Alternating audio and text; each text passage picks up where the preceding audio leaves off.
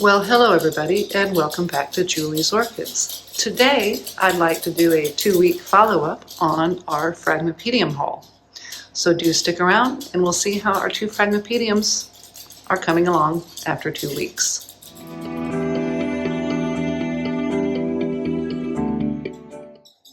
So the first plant I'd like to follow up on is Phragmipedium sedinii. And these 2 plants I did get from Nicky Slippers. He is a very good slipper grower here in Australia.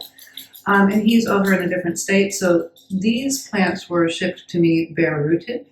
And they have come from a completely different climate. Again, from where Nicky is at in New South Wales to where I'm here in Victoria. And when this one came, it had a bit of a deformed flower on the spike. It also had a couple of buds for me. Now we can see that in the 2 weeks since we've had this plant, I've put it into my preferred setup of pumice, and it has not missed a beat. So it's in pumice and self-watering with the 2 little drainage holes on the bottom. We'll have a kind of a bin down here, and you can see that we've got it in my preferred setup. So this is one of the other buds that was pretty big when we received it, and it's gone ahead and opened, and it's looking just beautiful. Behind that bud, you can see another little bud that is proceeding to progress along and will open up next. Now, I absolutely love the Phragmipedium genre. Why? They are hardy plants. They can really take a change in setup, so from bark to pumice, pretty easily and not skip a beat. You don't have to worry about waiting for any root nubbins to go. These things are pretty hardy, and that's why I'm making this video after only 2 weeks. So this lovely flower here is a primary hybrid. And back in Perth, I had a couple of different ones of these plants because I absolutely adore them. Phragmipediums are my favorite genre of orchid, full stop. Part of it is I just adore the flower shapes. Part of it is I have lived in Panama as a young child. And another part of it is they're sturdy, resilient plants. These are great orchids for the beginner orchid newbie to start with, particularly if they are a bit of a plant helicopter parent and tends to overwater their orchids. This one is not an epiphyte. These are terrestrial plants, and they like to be damp all the time, which is why I find that they do very well in pumice. In Australia during the summer times, particularly in Perth, not so sure about here in Victoria. I haven't been through a summer here, but in Perth, the summers are exceptionally dry and there is no rain at all whatsoever. Now, I am finding that from going from the end of fall through winter, my first winter here in Victoria, it's quite a bit colder and quite a bit damper than in Perth. So there will be a bit of a learning curve with some of the other genres, particularly the epiphytes, now that I'm in a new and completely different growing environment. Again, this is Phragmipedium sedinii. I digress a bit. This is a primary hybrid. I love this plant. This is a primary hybrid between 2 species, Phragmipedium longifolium and Phragmipedium schlimdi. So this beautiful primary hybrid was first registered by the Royal Horticultural Society in 1873. A stunner of a plant. It's multifloral. It keeps producing bud after bud after bud. Again, I'm going to say that the sedinii that I had back in Perth would do 4 or 5, sometimes 6 flowers. Again, we're in a different growing environment, so we'll see how these ones do. But after 2 weeks, this did not bud blast. It continued to form its bloom to a beautiful perfection, in my opinion. And you can see that the other bud behind it is growing along and maturing quite nicely. And that is the follow-up on Phragmipedium sedinii. So now we're going to zoom on over here and have a look at Phrag Schroederi.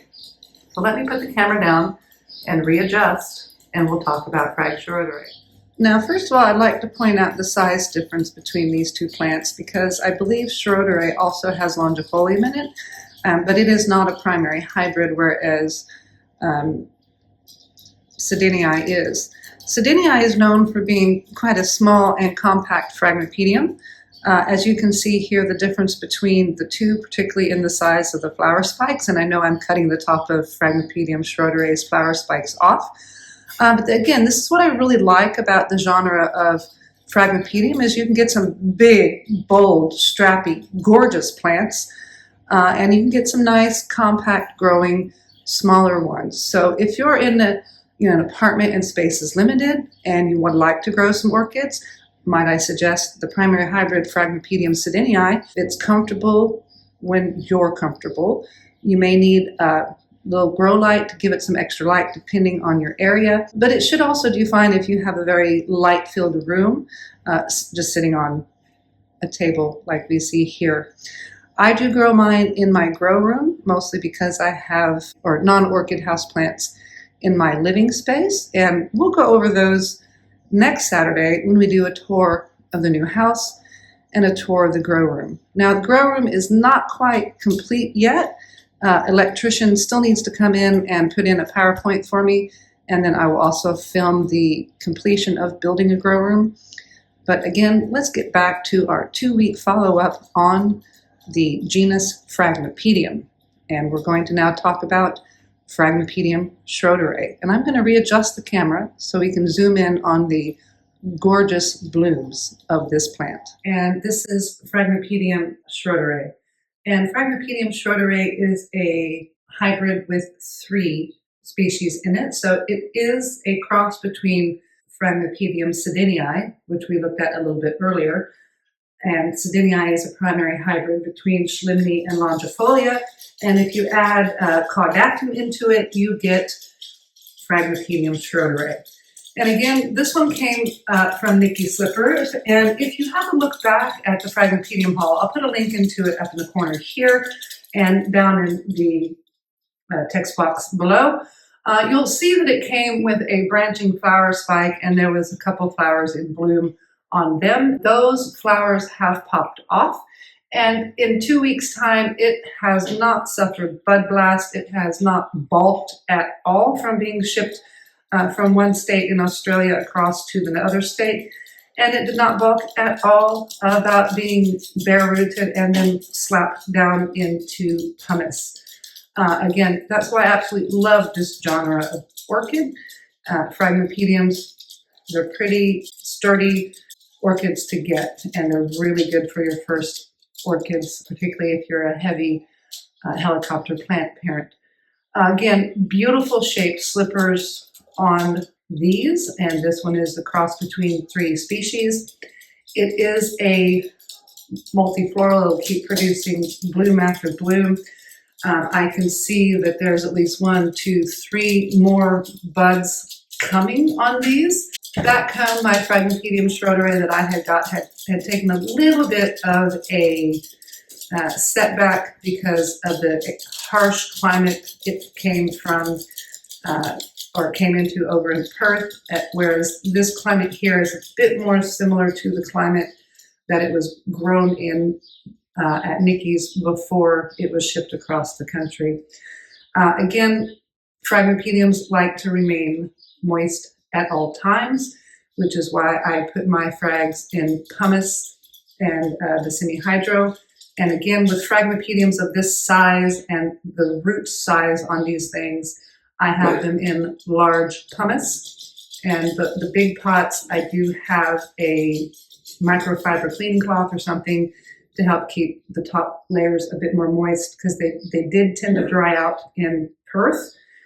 Here, so far, not having gone through our first Victorian summer, they seem to be staying pretty evenly moist, which I had anticipated. So whereas in Perth, in a pot the size that this one is in, so in Perth in a pot this size, which I believe is 22 centimeter diameter pot, I had 3 microfiber cleaning cloths in anticipation of it being more humid here in Victoria.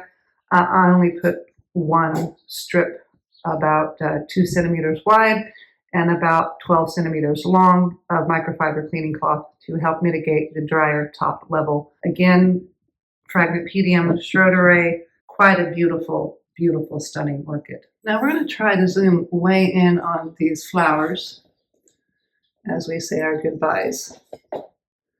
There's a pretty, that's a nice one. So I'd like to thank you for watching.